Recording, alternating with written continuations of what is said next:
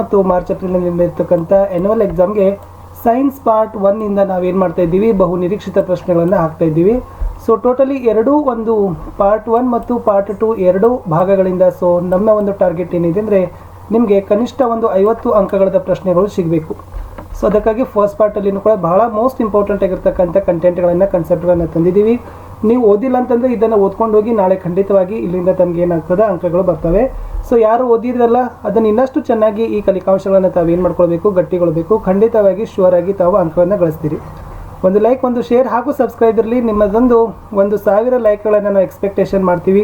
Because 1000 like ಆಯ್ತಂದರೆ science part 2 the most expectation ಕ್ವಶನ್ಸ್ಗಳನ್ನು ಹಾಕ್ತೀವಿ. ನೋಡುವ 1000 ಲೈಕ್ಸ್ ಬರುತ್ತೋ ಇಲ್ಲೋ ಅಂತ ನೋಡೋಕ್ಕಿಂತ ಮುಂಚೆ ನೋಡೋಣ ರಾಸಾಯನಿಕ ಕ್ರಿಯೆಗಳು ಮತ್ತು ಸಮೀಕರಣಗಳು ಪಾಠದಿಂದ ಈ ಕಲಿಕಾಂಶಗಳನ್ನು ಓದ್ಕೊಂಡು ಹೋಗಿ. ಮೊದಲನೇದು ರಾಸಾಯನಿಕ ಸಮೀಕರಣ ಅಂದರೆ ಏನು, ಮತ್ತು ರಾಸಾಯನಿಕ ಸಮೀಕರಣಗಳನ್ನು ಬರೆಯೋದು, ವಿಶೇಷವಾಗಿ ಸಮೀಕರಣಗಳ ಸರಿದೂಗಿಸುವಿಕೆಲ್ಲ ಅಲ್ಲಿಂದ ಕ್ವಶನ್ಸ್ ಬರ್ತದೆ. ಮತ್ತು ಎಲ್ಲ ಒಂದು ರಿಯಾಕ್ಷನ್ಸ್ಗಳನ್ನು ಸಮೀಕರಣಗಳನ್ನು ಒಂದು ಕಡೆನೇ ಲಿಸ್ಟ್ ಔಟ್ ಮಾಡ್ಕೊಡ್ರಿ. ಯಾಕಂದರೆ ಆ ಸಮೀಕರಣಗಳ ಆಧಾರಿತವಾಗಿಯೂ ಕೂಡ ಏನು ಮಾಡ್ತಾರೆ, ಕ್ವಶನ್ಸ್ ಕೊಡ್ತಾರೆ. ಸಮೀಕರಣಗಳನ್ನು ಸರಿದೂಗಿಸ್ಲಿಕ್ಕೂ ಕೂಡ ಅವೇ ಏನಾಗಿರ್ತಾವಪ್ಪ ಅಂದರೆ ಬರ್ತಾವೆ. ಸೊ ಅದಕ್ಕಾಗಿ ಇಲ್ಲಿ ಹೇಳೋದು. ಆಮೇಲೆ ರಾಸಾಯನಿಕ ಕ್ರಿಯೆಗಳಲ್ಲಿ ಇರ್ತಕ್ಕಂಥ ವಿಧಗಳು. ಸೊ ತುಂಬಾ ರಾಸಾಯನಿಕ ಕ್ರಿಯೆಗಳಲ್ಲಿ ವಿಧ ಇದ್ದಾವೆ. ದ್ವಿಸ್ಥಾನ ಪಲ್ಲಟ, ರಾಸಾಯನಿಕ ಸಂಯೋಗ, ಅವುಗಳನ್ನು ನೋಡ್ಕೊಂಡೋಗಿ. ಇಲ್ಲಿ ಸಂಕ್ಷಾರಣ ಮತ್ತು ಕುಮುಟುವಿಕೆ, ಉತ್ಕರ್ಷಣ ಮತ್ತು ಅಪಕರ್ಷಣ, ಇವು ಮೋಸ್ಟ್ ಇಂಪಾರ್ಟೆಂಟ್ ಆಗಿರ್ತಕ್ಕಂಥ ಪರಿಕಲ್ಪನೆಗಳಿದ್ದಾವೆ. ಇಲ್ಲಿಂದ ಖಂಡಿತವಾಗಿ ಅಂಕಗಳು ಬರ್ತಾವೆ. ಸೊ ನಾನು ನಿಮಗೆ ಇಲ್ಲಿ ಹೇಳಿರ್ತಕ್ಕಂಥ ಇಷ್ಟು ಕಲಿಕಾಂಶ ಓದ್ಕೊಂಡು ಹೋದರೆ ಖಂಡಿತವಾಗಿ 4 ರಿಂದ 5 ಅಂಕ, ಮಿನಿಮಮ್ 4 ಮಾರ್ಕ್ಸ್ ಆದರೂ ನೀವು ಪಡಿತೀರಿ.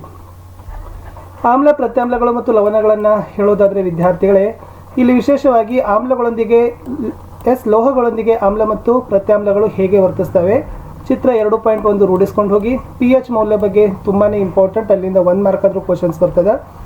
ಇಲ್ಲಿಂದನೂ ಕೂಡ ಒಂದು ಕ್ವಶನ್ ನೋಡ್ತೀವಿ. ಸಾಮಾನ್ಯ ಉಪ್ಪು, ಸೋಡಿಯಂ ಹೈಡ್ರಾಕ್ಸೈಡ್, ಚೆಲುವೆ ಪುಡಿ, ಅಡುಗೆ soda, washing soda, plaster of Paris. So plaster of ಪ್ಯಾರಿಸ್ನ ಸೂತ್ರ ನೋಡ್ಕೊಡ್ರಿ. ಆಮೇಲೆ ಉಳಿಕಿದ ಎಲ್ಲಗಳ ಉಪಯೋಗಗಳನ್ನು ನೋಡ್ಕೊಡ್ರಿ. ಸೊ ಇಲ್ಲಿಂದನೂ ಕೂಡ ನಾನು ನಿಮಗೆ ಏನು ಮಾಡ್ತೀನಿ, ಡೆಫಿನೆಟ್ ಆಗಿ ಇಲ್ಲಿಂದನೂ ಕೂಡ 4 ಅಂಕಗಳ ಒಂದು ಕ್ವಶನ್ಸ್ಗಳನ್ನು ಈ ಭಾಗದಿಂದ ಖಂಡಿತವಾಗಿ ಆಮ್ಲ, ಪ್ರತ್ಯಾಮ್ಲಗಳು ಮತ್ತು ಲವಣಗಳಿಂದ ನಿಮಗೆ ಬಂದೇ ಬರ್ತಾವೆ. ಇನ್ನು ಲೋಹಗಳು ಮತ್ತು ಅಲೋಹಗಳು ಅಂತಕ್ಕಂಥ ಪಾಠ ಇದೆ ವಿದ್ಯಾರ್ಥಿಗಳೇ. ಸೊ ಇದು ಕೂಡ ಮೋಸ್ಟ್ ಇಂಪಾರ್ಟೆಂಟ್. ಇಲ್ಲಿ ಭೌತ ಗುಣ ಮತ್ತು ರಾಸಾಯನಿಕ ಗುಣ ಇದ್ದಾವೆ. ಸೊ ವಿಶೇಷವಾಗಿ ಭೌತ ಗುಣಗಳನ್ನು ತಮಗೆ ಏನು ಮಾಡ್ತಾರೆ, ಪರೀಕ್ಷೆಯಲ್ಲಿ ಕೇಳ್ತಾರೆ. ಚಿತ್ರ 3.3 ಚೆನ್ನಾಗಿ ನೋಡ್ಕೊಡ್ರಿ. ಅಯಾನಿಕ್ ಸಂಯುಕ್ತಗಳ ಗುಣಲಕ್ಷಣಗಳು ಓದ್ಕೊಂಡೋಗಿ. ಲೋಹೋದ್ಧರಣ ತುಂಬಾ ಇಂಪಾರ್ಟೆಂಟ್ ಅದ. ಚಿತ್ರ 3.12 ನೋಡ್ಕೊಡ್ರಿ. ಸಂಕ್ಷಾರಣ ತಡೆಗಟ್ಟುವಿಕೆ, ಎಸ್ ಅಂದರೆ ಈ ಕಬ್ಬಿನ ತುಕ್ಕು ಹಿಡಿದಿರ್ತದಲ್ಲ ಅದನ್ನು ಸಂಕ್ಷಾರಣ ತಡೆಗಟ್ಟುವಿಕೆ ಅಂತೀವಿ. ಆ ಒಂದು ವಿಧಾನವನ್ನು ಸಹಿತ ನೋಡ್ಕೊಂಡೋಗಿ. ಸೊ ನಾನು ನಿಮಗೆ ಈ ಒಂದು ಪಾಠದಿಂದ ಇಷ್ಟು ಓದ್ಕೊಂಡು ಹೋದ್ರೆ ಖಂಡಿತವಾಗಿ 6 ಮಾರ್ಕ್ಸ್ಗಳನ್ನು ನೀವೇನು ಮಾಡ್ತೀರಿ, ಗಳಿಸ್ತೀರಿ. ಇನ್ನು ಜೀವಕ್ರಿಯೆಗಳನ್ನು ನೋಡೋದಾದರೆ, ಸೊ ಪೋಷಣೆಯ ಅರ್ಥ ಮತ್ತು ವಿಧ ಏನು, ಚಿತ್ರ 6.8, ಚಿತ್ರ 6.10, ಕಿರುತಟ್ಟೆ ಮತ್ತು ದುಗ್ಧರಸ ಇವುಗಳನ್ನು ಸ್ವಲ್ಪ ನೋಡ್ಕೊಂಡು ಹೋಗಿ. ಚಿತ್ರ 6.13, ಚಿತ್ರ 6.14. ಸೊ ಇಷ್ಟು ನೋಡ್ಕೊಂಡು ಹೋದ್ರೆ ನನಗನ್ನಿಸ್ತದೆ ನಾ ಹೇಳಿರ್ತಕ್ಕಂಥಲ್ಲಿ 3 ರಿಂದ 4 ಮಾರ್ಕ್ಸ್ ಆದರೂ ಮಿನಿಮಮ್ ನೀವೇನು ಮಾಡ್ತೀರಿ, ಈ ಕಂಟೆಂಟ್ಗಳಿಂದ ಗಳಿಸ್ತೀರಿ. ಚಿತ್ರ ತುಂಬಾ ಇಂಪಾರ್ಟೆಂಟ್ ಅದಾವೆ. ಹೃದಯದ ಬಗ್ಗೆ ತುಂಬಾ ಕ್ವಶನ್ಸ್ಗಳು ಬರ್ತಾ ಇದ್ದಾವೆ, ಅದನ್ನು ಕೂಡ ನೆನಪಿನಲ್ಲಿ ಇರಲಿ.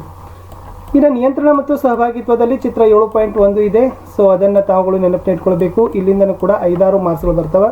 ಪರಾವರ್ತಿತ ಕ್ರಿಯೆ, ಮಾನವನ ಮೆದುಳು, ಸೊ ವಿಶೇಷವಾಗಿ ಅದರ ಭಾಗಗಳು ಮತ್ತು ಕಾರ್ಯಗಳನ್ನು ನೋಡ್ಕೊಂಡೋಗಿ. ಜಲಾನುವರ್ತನೆ ಮತ್ತು ರಾಸಾಯನಿಕಾನುವರ್ತನೆ, ಈ ಕನ್ಸೆಪ್ಟ್ಗಳು ಸಹಿತ ಇಂಪಾರ್ಟೆಂಟ್ ಇರಲಿ. ಪ್ರಾಣಿ ಹಾರ್ಮೋನುಗಳು ಸಹಿತ ಮೋಸ್ಟ್ ಇಂಪಾರ್ಟೆಂಟ್ ಇದ್ದಾವೆ. ಸೊ ಪ್ರಾಣಿ ಹಾರ್ಮೋನುಗಳಲ್ಲಿ ಯಾವ ಹಾರ್ಮೋನು ಅದ, ಯಾವ ಹಾರ್ಮೋನು ಯಾವ ಜಾಗದಲ್ಲಿ ಇರ್ತದೆ, ಅದರ ಕಾರ್ಯವೇನು ಅನ್ನೋದನ್ನು ಸಹಿತ ತಮಗೆಲ್ಲ ಏನು ಮಾಡ್ಕೊಳ್ಬೇಕು, ಕನ್ಸೆಪ್ಟ್ ಕ್ಲಿಯರ್ ಆಗಬೇಕು. ಸೊ ಇಲ್ಲಿಂದನೂ ಕೂಡ ಏನಾಗ್ತದೆ, ಸೊ ಮಿನಿಮಮ್ 4 ಮಾರ್ಕ್ಸ್ ಆದರೂ ನೀವೇನು ಮಾಡ್ತೀರಿ, ಗಳಿಸ್ತೀರಿ ನಿಯಂತ್ರಣ ಮತ್ತು ಸಹಭಾಗಿತ್ವ ಪಾಠದಿಂದ. ವಿದ್ಯುತ್ ಶಕ್ತಿ ಅದ. ಸೊ 6 ರಿಂದ 7 ಮಾರ್ಕ್ಸ್ಗಳ ಕ್ವಶನ್ಸ್ಗಳನ್ನೆಲ್ಲ ಅವರು ಕೊಟ್ಟಿದ್ದಾರೆ. ಇಲ್ಲಿ ವಿದ್ಯುತ್ ಪ್ರವಾಹ ಅಂದರೆ ಏನು, ವಿದ್ಯುತ್ ಮಂಡಲ, ವಿದ್ಯುತ್ ವಿಭವ, ವಿಭವಾಂತರ, ಓಮ್ನ ನಿಯಮ, ವಾಹಕ ರೋಧ ಅವಲಂಬಿಸಿರೋ ಅಂಶಗಳು, ವಿದ್ಯುತ್ ಸಾಮರ್ಥ್ಯ ಮತ್ತಿರ್ತಕ್ಕಂಥ ಲೆಕ್ಕಗಳು. ಸೊ ಖಂಡಿತ ನೋಡ್ಕೊಂಡೋಗಿ. ಇಲ್ಲಿಂದನೂ ಕೂಡ ನೀವು ಮಿನಿಮಮ್ ಇಷ್ಟು ಕನ್ಸೆಪ್ಟ್ ಆತಂದ್ರೆ 6 ಮಾರ್ಕ್ಸ್ ಆದರೂ ಗಳಿಸ್ತೀರಿ. ಇನ್ನು ವಿದ್ಯುತ್ ಪ್ರವಾಹದ ಕಾಂತೀಯ ಪರಿಣಾಮಗಳಲ್ಲಿ ನೋಡೋದಾದರೆ ವಿದ್ಯಾರ್ಥಿಗಳೇ, ಕಾಂತಕ್ಷೇತ್ರ ಅಂದರೆ ಏನು, ಕಾಂತೀಯ ಬಲರೇಖೆಗಳ ಗುಣಗಳು, ಬಲಗೈ ಹೆಬ್ಬೆರಳು ನಿಯಮ, ಫ್ಲೇಮಿಂಗ್ ಎಡಗೈ ನಿಯಮ, ವಿದ್ಯುತ್ ಮೋಟಾರ್, ಫ್ಲೇಮಿಂಗ್ ಬಲಗೈ ನಿಯಮ, ವಿದ್ಯುತ್ ಜನಕ, ಗೃಹ ಬಳಕೆಯ ವಿದ್ಯುತ್ ಮಂಡಲಗಳನ್ನು ನೋಡ್ಕೊಂಡೋಗಿ. ಮಿನಿಮಮ್ 4 ಮಾರ್ಕ್ಸ್ ಆದರೂ ಇಲ್ಲಿಂದನೂ ಕೂಡ ನೀವೇನು ಮಾಡ್ತೀರಿ ವಿದ್ಯಾರ್ಥಿಗಳೇ, ಖಂಡಿತವಾಗಿ ತೆಗೆದುಕೊಳ್ತೀರಿ. ಸೊ ಕನ್ಸೆಪ್ಟ್ ಈಸಿ ಇದಾವೆ. ಕಾಂತಕ್ಷೇತ್ರದ ಅರ್ಥ, ಕಾಂತೀಯ ಬಲರೇಖೆಗಳ ಗುಣಗಳು, ಫ್ಲೇಮಿಂಗನ ಎಡಗೈ, ಫ್ಲೇಮಿಂಗನ ಬಲಗೈ ನಿಯಮ, ಮತ್ತು ಬಲಗೈ ಹೆಬ್ಬೆರಳು ನಿಯಮ, ವಿದ್ಯುತ್ ಮೋಟಾರ್ ಮತ್ತು ವಿದ್ಯುತ್ ಜನಕ. ಸುಮ್ಮನೆ ಗೃಹ ಬಳಕೆಯ ವಿದ್ಯುತ್, ಅಲ್ಲಿ ವಿಶೇಷವಾಗಿ ವಿದ್ಯುತ್ ಫ್ಯೂಸ್ ಬರ್ತದ, ಭೂ ಸಂಪರ್ಕ ತಂತಿ, ಅವೆಲ್ಲವುಗಳನ್ನು ನೋಡ್ಕೊಂಡು ಹೋಗಿ. ಇನ್ನು ನಮ್ಮ ಪರಿಸರದಲ್ಲಿ ನೋಡೋದಾದರೆ ಪರಿಸರ ವ್ಯವಸ್ಥೆ ಅಂದ್ರೇನು, ಘಟಕಗಳು, ಇಲ್ಲಿ ಉತ್ಪಾದಕರು, ವಿಘಟಕಗಳು ಅಂತ ಇದೆ, ಅದನ್ನು ನೋಡ್ಕೊಂಡೋಗಿ. ಇಲ್ಲಿಂದನೂ ಕೂಡ 2 ರಿಂದ 3 ಮಾರ್ಕ್ಸ್ಗಳನ್ನು ನೀವು ಈಸಿಯಾಗಿ ಪಡಿತೀರಿ. 15.1 15.2ದಲ್ಲಿರ್ತಕ್ಕಂಥ ಸ್ವಲ್ಪ ಆಹಾರ ಸರಪಳಿ, ಆಹಾರ ಜಾಲ ಇದ್ದಾವೆ, ಅವುಗಳನ್ನು ನೋಡ್ಕೊಂಡೋಗಿ. 15.4 ಚಿತ್ರ ನೋಡಿ, ಓಝೋನ್ ಪದರು ಹೇಗೆ ಕ್ಷೀಣಿಸ್ತಾ ಇದೆ, ಮತ್ತು ಇವತ್ತು ತ್ಯಾಜ್ಯ ನಿರ್ವಹಣಾ ವಿಧಾನಗಳನ್ನು ಕಡಿಮೆ ಮಾಡಲಿಕ್ಕೆ ನಾವೆಲ್ಲ ಏನು ಮಾಡಬೇಕು ಅನ್ನೋದನ್ನು ಕ್ರಮಗಳಿದ್ದಾವೆ. ಸೊ ನನಗನ್ನಿಸ್ತದೆ ನಾನು ಬಹಳಷ್ಟು ಮೋಸ್ಟ್ ಇಂಪಾರ್ಟೆಂಟ್ ಆಗಿರ್ತಕ್ಕಂಥ ಸೈನ್ಸ್ ಪಾರ್ಟ್ 1ನಲ್ಲಿ ನಿಮಗೆ ಏನು ಕನ್ಸೆಪ್ಟ್ಗಳು ಬೇಕಲ್ಲ ಅಷ್ಟೆಲ್ಲ ಕನ್ಸೆಪ್ಟ್ಗಳನ್ನು ನಾನು ನಿಮಗೆ ಕೊಟ್ಟಿದ್ದೀನಿ. ಇನ್ನು ನೀವು ಚೆನ್ನಾಗಿ ಈ ಪರಿಕಲ್ಪನೆಗಳನ್ನು ಓದಬೇಕು. ಇದಕ್ಕೆ ಸಂಬಂಧಪಟ್ಟಂತೆ ನೋಟ್ಸ್ಗಳನ್ನು ಸಹಿತ ನಾನು ಆಲ್ರೆಡಿ ಫಿಸಿಕ್ಸ್ ಆಗಲಿ, ಕೆಮಿಸ್ಟ್ರಿ ಆಗಲಿ, ಬಯೋಲಜಿಗಳಲ್ಲಿ ನಾನು ಏನು ಮಾಡಿದ್ದೀನಿ, ಅಪ್ಲೋಡನ್ನು ಮಾಡಿದ್ದೀನಿ. ಸೊ ಡೆಫಿನೆಟ್ ಆಗಿ ನಿಮಗೆ ಏನಾಗ್ತದಪ್ಪ ಅಂತಂದರೆ ಖಂಡಿತವಾಗಿ ಶೋರ್ ಆಗಿ ನೀವು ಇಲ್ಲಿಂದ ಮಾರ್ಕ್ಸ್ಗಳನ್ನು ಪಡಿತೀರಿ. ನಾಳೆ ಇವೆಲ್ಲ ಕ್ವಶನ್ಸ್ಗಳು, ಮ್ಯಾಕ್ಸಿಮಮ್ ಕ್ವಶನ್ಸ್ಗಳು ನಿಮ್ಮ ಕ್ವಶನ್ ಪೇಪರ್ಗಳು ಇರ್ತಾವೆ. ಸೊ ನೀವುಗಳು ವಿಡಿಯೋಗಳನ್ನು ಲೈಕ್ ಮಾಡಬೇಕು, ಶೇರ್ ಮಾಡಬೇಕು, ಹಾಗೂ ಸಬ್ಸ್ಕ್ರೈಬ್ ಮಾಡಲು ಮರೆಯಬಾರದು. ಸೊ ಮತ್ತೆ ನಾನು ಸೈನ್ಸ್ನ ಸೆಕೆಂಡ್ ಪಾರ್ಟ್ನ ವಿಡಿಯೋದೊಂದಿಗೆ ಭೇಟಿಯಾಗ್ತೀನಿ. ಅದಕ್ಕಿಂತ ಮುಂಚೆ ವಿಜ್ಞಾನದ ಚಿತ್ರಗಳು, ವಿಜ್ಞಾನದಲ್ಲಿರ್ತಕ್ಕಂಥ ವ್ಯತ್ಯಾಸಗಳು, ಒಂದು ಮಾಡೆಲ್ ಕ್ವಶನ್ ಪೇಪರನ್ನು ಹಾಕಿದ್ದೀವಿ, ಅದನ್ನು ಸಹಿತ ನೋಡ್ಕೊಡ್ರಿ.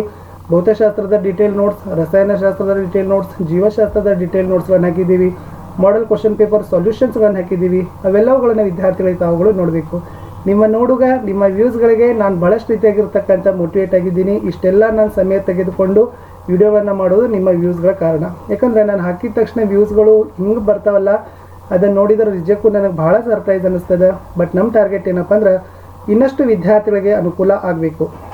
ನೀವೆಷ್ಟು ಲೈಕ್ಗಳನ್ನು ಮಾಡ್ತೀರಿ, ಎಷ್ಟು ಶೇರ್ಗಳನ್ನು ಮಾಡ್ತೀರಿ, ಅಷ್ಟು ನಮಗೆ ಭಾಳಷ್ಟು ರೀತಿಯಾಗಿರ್ತಕ್ಕಂಥದ್ದು ಏನಾಗ್ತದಪ್ಪ ಅಂದರೆ ಮೋಟಿವೇಶನ್ ಆಗ್ತದೆ. ಸೊ ಮತ್ತೆ ನಾನು ಜೀವಶಾಸ್ತ್ರದ